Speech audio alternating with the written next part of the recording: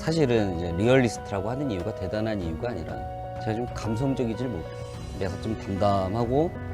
그런데 학교에 있을 때, 학교에 제가 한 7년간 있었다고 수업 때 말씀드렸죠. 학교에 있을 때 학생들 상담을 엄청나게 많이 했습니다. 옆반 아이들도 막 찾아오고요. 그래서 아주 조금이나마, 좀 미약하나마 여러분에게 도움이 될 수 있는 그런 상담 시간 한번 가져보도록 하겠습니다.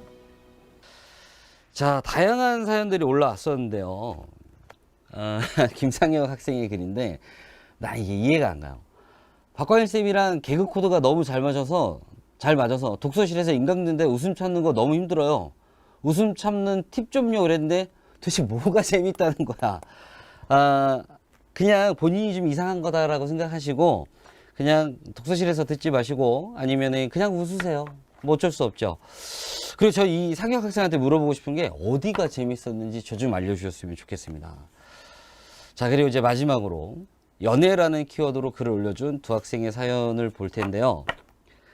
연애를 나한테 물어보다니.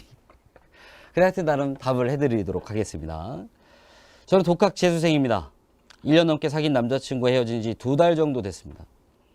재수를 혼자 굳게 다짐하고 시작해서 모질할 판에 거의 등 떠밀리듯 시작하면서 오직 남자친구에게만 의지하여 재수를 해왔는데 결국 수험 생활을 같이 버텨주겠다고 약속한 남자친구는 떠나버렸습니다.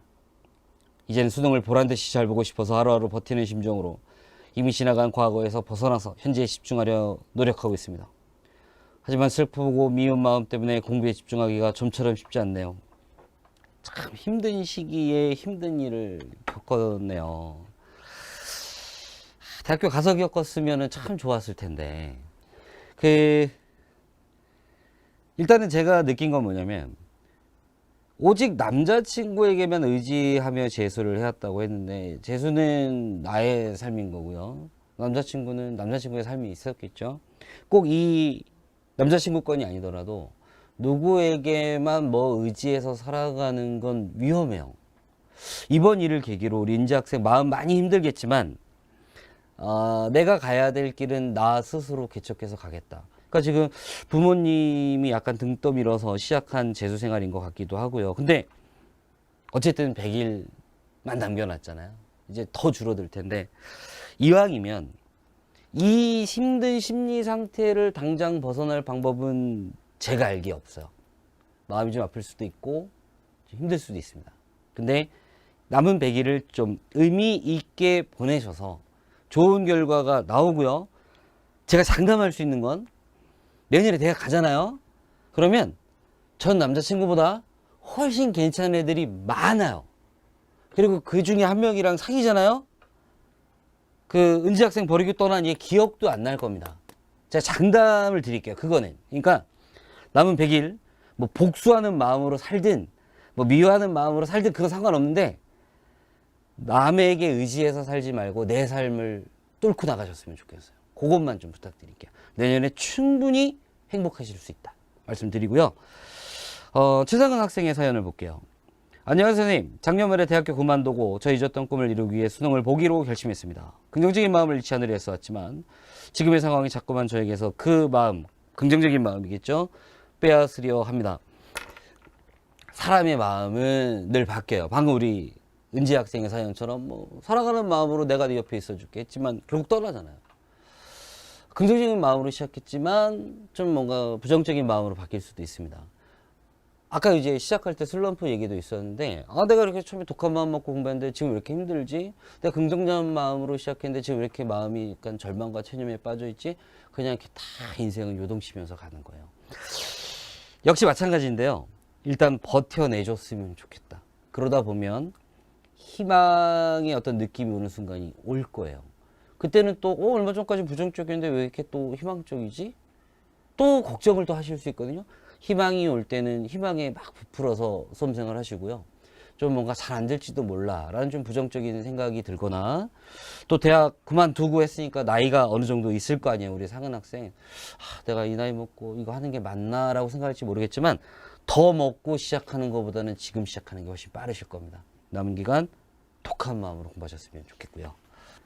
자, 이 마지막 사연인데요. 전 사실 읽으면서 좀 마음이 좀 많이 아팠습니다. 읽어드릴게요. 며칠 전 사랑했던 여자친구에게 이별 통보받았습니다. 그녀는 상처 가득한 말로 저의 자존감을 무너뜨리고 떠났습니다. 수능이 얼마 남지 않은 이 시기에 홀로 아들을 키우시는 어머니를 위해서라도 공부에 전념해도 모자를 파네 자꾸만 그녀가 눈에 아른거립니다. 이런 제가 한심하게도 느껴집니다. 선생님, 저는 이 감정을 어떻게 극복해야 할까요? 우리 많이 힘들 것 같아요. 근데 그 이별의 상처를 준 여자친구 입장이 뭔지, 생각이 뭔지 제가 잘 모르겠지만 그냥 좀 좋은 의미로 좀 해석을 해보면, 상처 가득한 말을 해준 건 오히려 잘해준 거일 수도 있어요.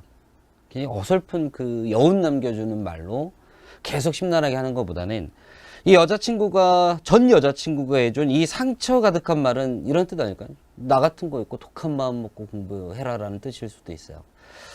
그런 마음으로 좀 독하게 공부하셨으면 좋겠고, 우리 이 학생 좀 마음이 많이 여린 것 같아요. 이제 어머니 얘기도 중간에 있고요. 홀로 아들 키우시는 어머니 생각하면 당연히 마음이 좀 짠해질 수도 있고, 내가 더 잘해야 된다라는 생각이 들 수 있는데, 나중에 어머님에게 효도는 할 수 있지만 지금 우리 학생이 공부하는 이유는 어머님 때문에 하는 건 아니에요. 본인의 미래를 위해서 하는 거니까, 이건 제 말을 들으세요. 저도 어머니가 저 홀로 키우셨거든요. 시험 보는 그날까지는 어머니 생각은 안 하기로 저랑 약속하셨으면 좋겠습니다. 그냥 본인의 길을 가는 거고, 어머니가 날 이렇게 힘들게 해주셨는데 내가 정말 잘해야 되는데 이거밖에 못하니, 이런 생각하지 마세요. 그런 어머님이나 부모님에 대한 이 사랑의 보답은 나중에 더 커서 어른 되셔서 하시고, 지금은 본인의 공부에만 좀 집중하셨으면 좋겠다. 이 감정을 어떻게 극복해야 할까요? 근데 감정이라는 게 마음의 문제잖아요. 마음을 어떻게 먹겠다라는 이유로 감정이 극복되는 것 같지는 않습니다. 치유가 필요할 것 같고요. 좀 힘든 수험생활일지 모르겠지만 저는 항상 수험생들한테 얘기하는 게, 마음이 많이 힘들 때는 그냥 공부만 하지 말고 좀 책을 읽었으면 좋겠다. 이 얘기하면 이제 학생들이 뭐 국어하기도 막 수학하기도 힘들어 죽겠다, 언제 책 읽어요? 하지만 좋은 책은 읽으면서 마음이 치유가 될 때가 되게 많아요. 그래서 특히 이제 저는 자서전류를 많이 추천하거든요. 우리 이 사연 보내준 우리 친구도 뭐 간디 자서전도 좋고요, 링컨 자서전도 좋습니다. 우리가 엄청난 업적을 남긴 사람이라고, 대단하다라고 여기는 이 사람들이 자신의 생활 속에서 얼마나 많은 감정들 때문에 힘들어 했는지를 한번 살펴보시면, 내가 지금 겪고 있는 이 힘듦도 내가 못나서 겪는 거 아니라는 생각을 하실 거예요. 중요한 건 감정을 극복하는 게 아니라 그 힘든 상황에서 내가 할 거를 꿋꿋하게 해나가는, 그러다 보면 앞서 친구의 사연에서도 제가 얘기했지만 내년엔 멋진 대학생활, 또 멋진 연애 하실 수 있을 거라고 믿습니다. 자, 이렇게 해서 준비된 사연은 다 끝났습니다. 근데 우리 학생들이 너무 많은 사연들을 보내주셔서 사실 욕심 같아서는 한 명 한 명 다 읽어드리면서 저도 제 생각도 좀 말씀드리고 싶었는데, 시간 관계상 일부 학생들밖에 소개 못한 점 좀 여러분들 이해 부탁드리고요. 그러나 마음으로는 우리 사연을 보내주신, 또는 사연을 보내지 않았더라도 전국에서 이 힘든 수험생활 잘 버티고 있을 모든 수험생을 응원합니다.